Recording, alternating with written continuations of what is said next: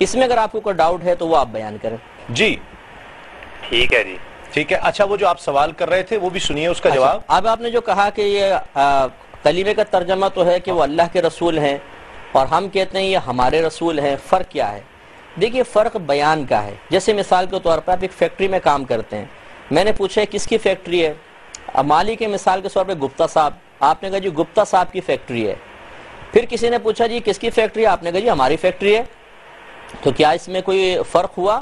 فرق کوئی بھی نہیں ہوا، کیونکہ جب آپ گپتا صاحب کی طرف نسبت کر رہے ہیں تو مالک ہونے کے اعتبار سے کر رہے ہیں کہ فیکٹری کے مالک گپتا صاحب ہیں، اور جب آپ نے امپلائی ہونے کی حیثیت سے کہا کہ یہ ہماری فیکٹری ہے تو آپ کی دوسری حیثیت کے پیش نظر آپ کہہ رہے ہیں.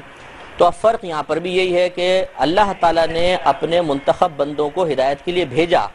جب اللہ کی طرف سے بھیجنے کا اعتبار کریں گے تو ہم کہیں گے یہ اللہ کے رسول ہیں، اور اس اعتبار سے کہ یہ اللہ کے پیغمبر ہمارے پاس آئے اور اللہ کا پیغام پہنچایا، ہم کہتے ہیں یہ ہمارے رسول ہیں، یعنی جن پر ہم ایمان لے کر آئے. تو اس لیے ان دونوں میں فرق ہو گیا. ایسا نہیں ہے کہ رسول کا معنی ویسے قاصد ہوتا ہے، اب اس میں طرف کا یا یہ کہہ لیں کہ پہلو کا فرق ہو گیا. اللہ کی طرف نسبت کریں گے تو اس کا مطلب ہے اللہ نے بھیجا، اور ہماری طرف کریں گے تو اس کا مطلب ہے ہم ان پر ایمان لائے، ہمارے رسول ہیں یعنی ہم ان پر ایمان لائے. اور جب اللہ کے لیے کہیں گے اللہ کے رسول ہے تو اس کا مطلب ہوگا کہ اللہ تعالیٰ نے ان کو بھیجا ہے، وہ اللہ کے قاصد ہے جو اللہ کا پیغام لے کر آئے. تو اس لیے پھر اس میں کوئی ڈاؤٹ نہیں رہے گا، فرق نہیں رہے گا. جی بھائی فرمائیے. ہاں جی چلیں ٹھیک، یعنی چلیں آپ مجھے صرف ایک بات بتا دیں اور اس کے بعد میں جو ہے وہ آپ کے ساتھ ہوں. جی جی فرمائیے. تو صرف ایک بات یہ بتا دیں کہ جو محمد نے جو کچھ بھی بتایا ہے اور جو کچھ بھی اپنے بارے میں بیان فرمایا ہے اور جو کچھ بھی آنے والے وقت کے بارے میں بیان فرمایا ہے، تو کیا وہ واقعی آپ کا اس پہ میں بھی اس پہ یقین کر لوں کہ وہ بالکل صحیح سچ ہے؟ دیکھیے جب آپ اسلام قبول کر لیں گے نا تو اس چیز پر یقین کرنا آپ پر لازم ہوگا، اس لیے کہ جو نبی جو بھی بات بولتا ہے یا رسول جو بھی بات بولتا ہے وہ اپنی طرف سے نہیں کہتا، بلکہ وہ اللہ کا پیغام ہوتا ہے جو وہ لوگوں تک پہنچاتا ہے. تو لہٰذا ہمارا ایمان ہے. اور جب آپ یہ قرآن کو پڑھیں گے انشاءاللہ آپ اس میں دیکھیں گے کہ جب اللہ تعالیٰ اپنے رسول کے بارے میں خود گواہی دے رہا ہے کہ یہ میرا رسول ہیں، اور پھر اللہ تعالیٰ خود حکم دے رہا ہے کہ وَمَا آتَاكُمُ الرَّسُولُ فَخُذُوهُ وَمَا نَهَاكُمْ عَنْهُ فَانْتَهُوا، کہ یہ رسول جو کچھ تمہیں دیں اسے حاصل کرو اور جس سے منع کریں اس سے رک جاؤ. تو اس کا مطلب یہ تو اللہ کا حکم ہے کہ یہ رسول جو تمہیں دیں، احکام دیں، چاہے مستقبل کی خبریں دیں، غیب کی باتیں بتائیں، ان سب پر ایمان لے آؤ. لہٰذا پھر ایمان کا تقاضا یہ ہوگا کہ ہم یہ کہیں کہ ہاں ہمارے نبی نے جو کچھ بات بیان فرمائی وہ بالکل حق اور سچ ہے اور بعینی ویسے ہوگا. اور اس کا ثبوت یہ ہے کہ جتنی بھی آپ نے ماشاءاللہ ترمذی پڑھی ہے اس میں آپ کتاب الفتن دیکھیے گا دوبارہ، اس میں قیامت کے تمام جو قرب کی نشانیاں ہیں وہ ہمارے نبی کریم صلی اللہ علیہ وسلم نے بیان فرمائیں. آپ ان نشانیوں کو دیکھ لیجئے، ایز اٹ از آپ کو اس دور میں نظر آئیں گی. جو نبی کریم نے بیان فرمائی آپ اس کو دیکھیں وہ حقیقتاً نظر آئیں گی. جو بڑی بڑی نشانیاں ہیں وہ ابھی باقی ہیں. تو اب خود آپ کا ذہن یہ کام کرے گا کہ جس نبی نے مثال کے طور پہ 100 نشانیاں بتائیں، 95 جو نشانیاں تھیں گویا کہ وہ ظاہر ہو گئیں، اونلی 5% نشانیاں جو ہیں گویا کہ وہ باقی ہیں، بڑی بڑی نشانیاں. تو جب 95 ثابت ہو گئیں تو 5 پہ یقین کیوں نہ کریں، وہ بھی انشاءاللہ ضرور ہو جائیں گی.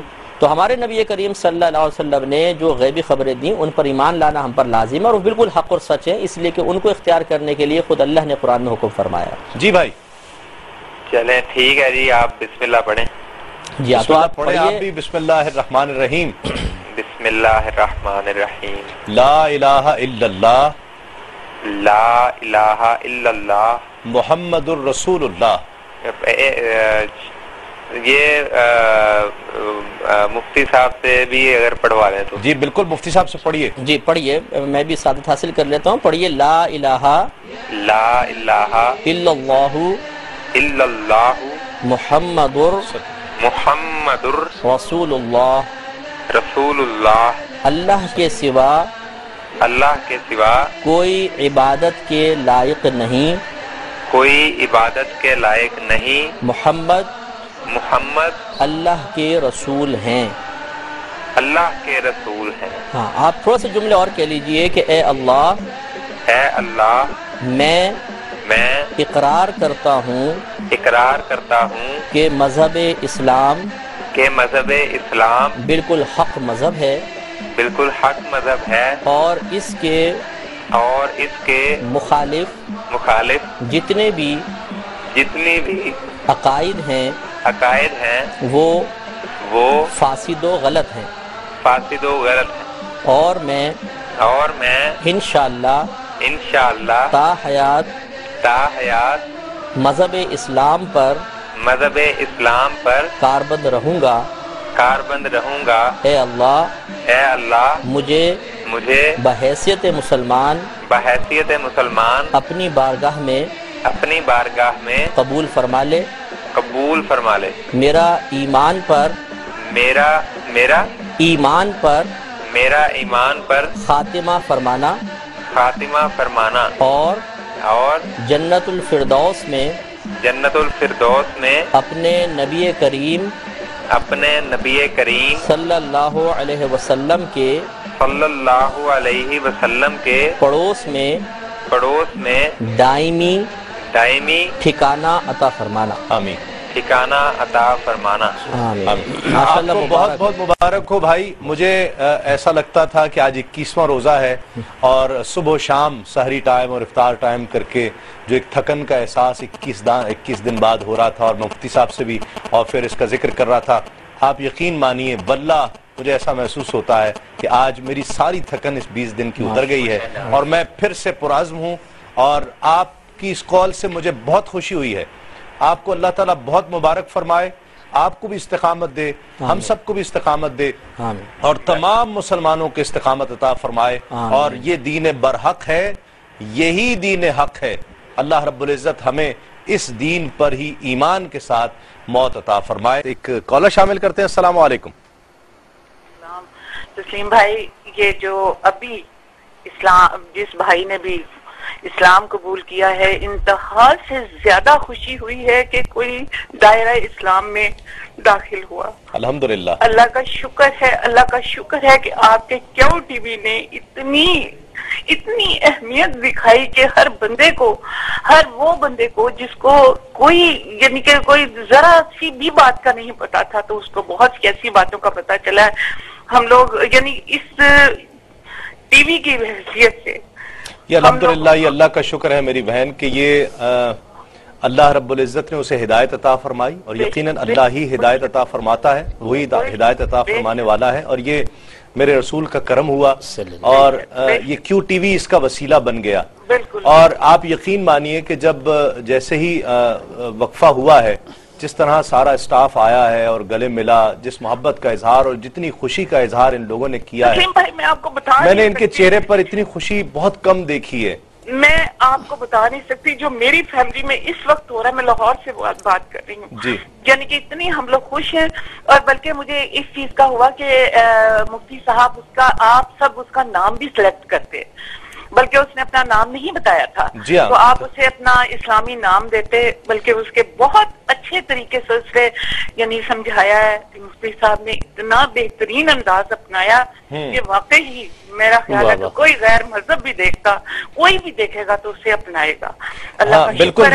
نام میں تجویز جو ہے نا مفتی صاحب سے کہوں گا تجویز کریں. آج یوم علی ہے, میں اسے یوم علی کا فیضان بھی سمجھتا ہوں اور کیوں یہ ہمارے مولا علی کا کرم بھی ہے کہ اس دن کی نسبت کا فیضان ہے. اور 21 رمضان دیکھیے آج ممکنہ شب قدر بھی ہے. بے شک یہ فیضان ہی فیضان ہے. یہ بے شک اللہ تعالیٰ کی رحمت ہے.